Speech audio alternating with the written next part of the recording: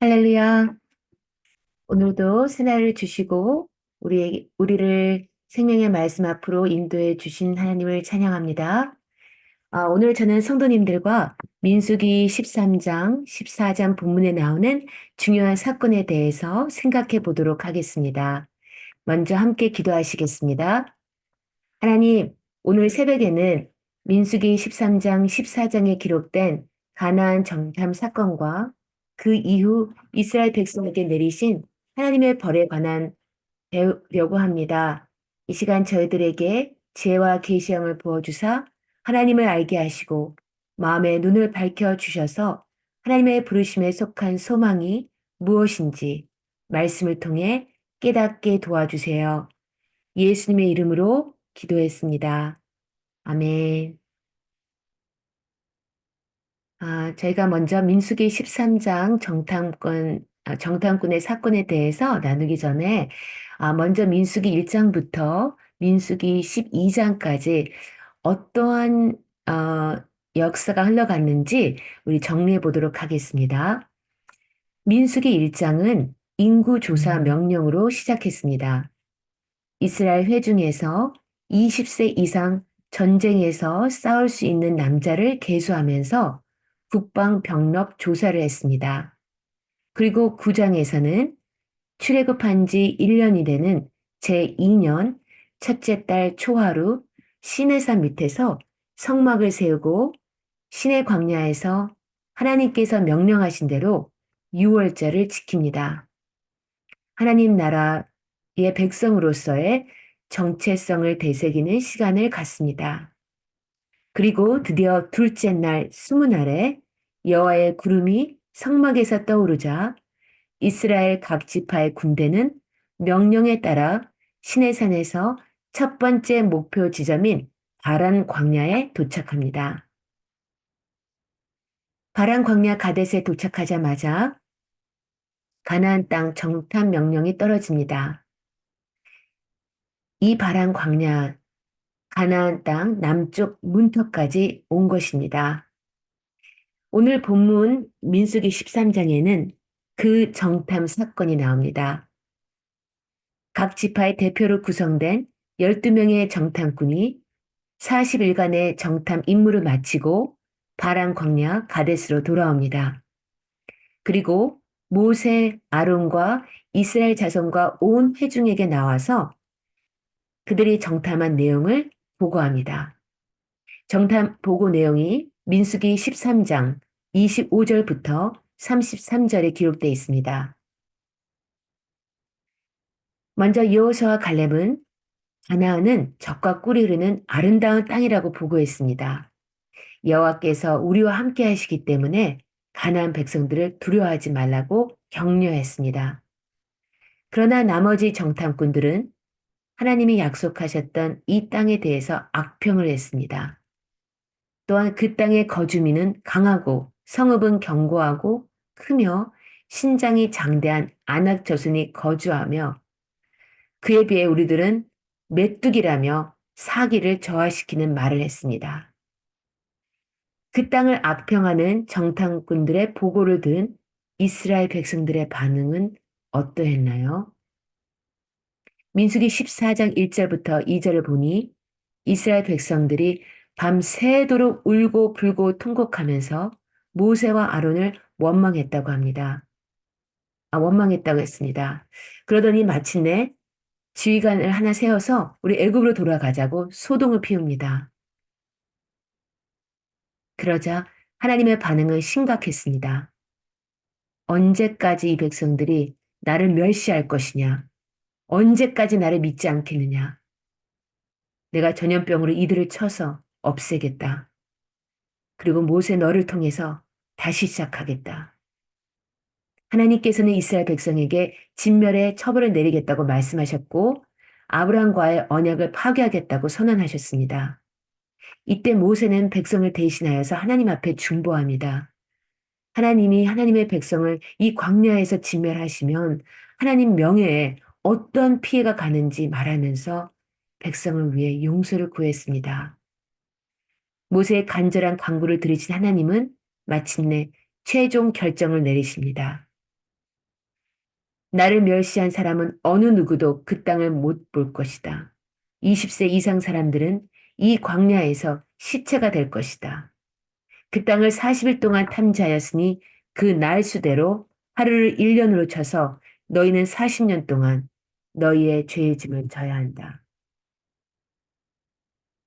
하나님의 소원은 전 세계 모든 사람들에게 하나님의 나라의 국민이 되는 복을 주시는 것이었습니다.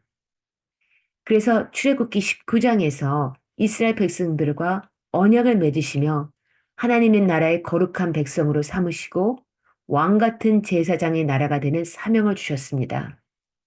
그런데 이스라엘 백성이 이 가나안 땅을 목전에 두고 이 사명을 포기하겠다는 선언을 하자 하나님께서 최종 결정을 내리신 것입니다. 결국 40년 동안 가나안에 못 들어간다는 처벌입니다.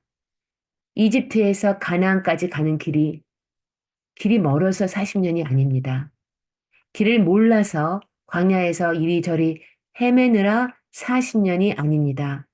사명을 감당하지 않겠다는 1세대들이 시체가 될 때까지 가데스에서 기다리시겠다는 뜻입니다. 가데스 땅이 바로 죽기를 기다리는 땅이 되었습니다. 이스라엘 백성들은 2달 전에 희망에 부풀어서 가나안 땅을 향하여 출발했습니다. 그런데 왜 이스라엘 백성들이 이제 왜 이 비참한 운명의 서원을 하나님께로부터 들을 수밖에 없었습니까? 이스라엘 백성들은 홍해를 건너는 기적을 경험하고 미리암과 함께 구원의 노래를 불렀던 사람들입니다. 성막이 세워질 때 이스라엘 자손들은 자원하여서 예물을 드렸던 사람들입니다. 하나님과 언약을 맺고 법을 수여받고 가나안 종교에 대한 정보를 들으면서 가나안 정복 사명을 다짐했던 민족적 사명을 받은 백성들이었고 하나님의 명령대로 행하겠다고 응답한 사람들이었습니다. 하나님이 주시는 반석의 물을 먹고 하나님께서 주시는 만나 메추어 야기를 먹으며 하나님이 함께 하시고 인도하심을 구름 기둥과 불 기둥 속에서 목도하며 바람 광야까지 걸어왔던 사람들이었습니다.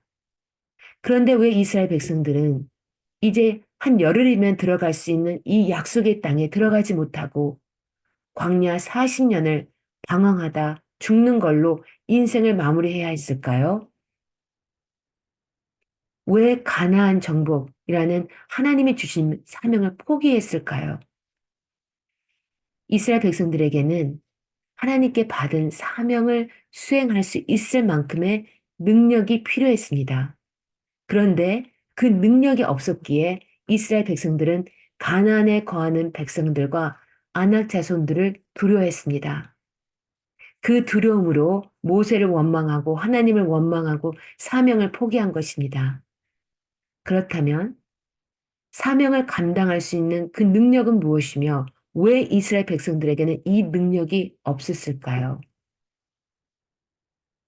이 사명을 감당할 수 있는 그 능력을 받을 수 있는 은혜는 신앙, 즉 신앙의 대상인 하나님을 바로 아는 지식에 근거한 믿음을 통해서만 옵니다. 그런데 그 사명을 감당할 수 있는 능력, 즉 하나님을 신뢰하는 믿음이 부족하면 바란 광야까지는 행진해 갈 수 있었지만 가나안 땅에는 도달하지 못하는 것입니다. 그렇다면 이 사명을 감당할 수 있는 이 능력, 하나님을 바로 아는 지식에 근거한 믿음은 어디서 오는 것인가요? 로마서 10장 17절은 이 능력, 이 믿음이 그리스도의 말씀에서 나온다고 하였습니다. 하나님의 말씀을 믿고 하나님을 신뢰한 갈렙과 여호수만이 약속에 들어갈 사명을 감당할 믿음을 갖고 있었던 것입니다. 저는 민수기 13장, 14장 말씀을 읽으면서 우리를 구원하신 하나님의 목적과 계획, 즉 우리의 사명에 대해서 생각해 보았습니다. 베드로전서 2장 9절은 그리스도 안에 우리가 누구인지 그리고 우리를 구원하신 하나님의 목적에 대해 말해줍니다. 제가 베드로전서 2장 9절을 읽겠습니다. 그러나 여러분은 택하심을 받은 족속이요 왕 같은 제사장들이요 거룩한 민족이요 하나님의 소유가 된 백성입니다. 그래서 여러분을 어둠에서 불러내어 자기의 놀라운 빛 가운데로 인도하신 분의 업적을 여러분이 선포하는 것입니다. 구원을 얻은 우리가 구원의 은혜를 받은 우리가 우리의 사명을 이루기 위한 능력, 즉 그 믿음을 갖기 위해서 그리스도의 몸의 지체로서 다른 지체들과 함께 하나님을 알아가는 지식에 자라나는 것이 중요하다는 것을 인식하게 되었습니다. 또한 그리스도의 몸의 지체로서 말씀을 함께 공부하며 하나님을 믿는 믿음으로 하나가 되어는 가는 것이 얼마나 중요한가 생각해 보게 되었습니다. 그렇다면 우리가 지금은 부족한 믿음을 갖고 있어도 또 우리가 지금은 연약해서 쓰러져도 그리스도의 몸의 지체로서 하나님께서 맡기시는 생명 살리는 일에 또 하나님의 복을 선자하는 일에 우리가 하나님께 충성되게 감당하게 되는 날이 올 줄을 믿습니다. 제가 기도하고 마치겠습니다. 하나님, 오늘 이스라엘 백성들이 가나안 땅을 눈앞에 두고 가데스 바네아 광야에서 왜 40년을 그냥 먹고 살다가 죽게 되는 이러한 벌을 받았는지 배웠습니다. 시내 산에서 하나님과 언약을 맺고 하나님의 소유, 하나님 나라의 백성이 되어 가나안 땅을 정복하라는 사명을 주셨지만 그들은 하나님을 불신하고 그 사명을 포기하고 광야에서 방황했음을 보았습니다. 우리를 예수 그리스도의 피로 사서 구원해 주신 하나님, 우리가 받은 이 복, 하나님의 나라의 백성이 되는 길, 하나님의 자녀가 되는 이 복을 세상에 나누게 하시고 하나님의 복으로 세상을 정복하는 사명을 감당할 수 있도록 우리에게 믿음을 더하여 주시옵소서. 연약한 우리의 자신을 보고 낙심하지 않게 하시고 신실하신 우리 구주 예수님께 우리의 마음의 눈을 고정하게 하여 주시옵소서. 우리의 가정에서, 우리의 배움터에서, 우리의 일터에서, 우리의 가족과 친척들과 이웃들과 우리 열방에 주님의 은혜를 나누게 하시고 우리의 생명샘 교회가 그리스도의 몸의 지체로서 생명을 살리는 하나님의 일에 믿음으로 충성되게 순종하게 하여 주시옵소서. 그래서 후에는 잘했다, 착하고 충성된 종아, 칭찬받게 하여 주시옵소서. 예수님의 이름으로 기도했습니다. 아멘.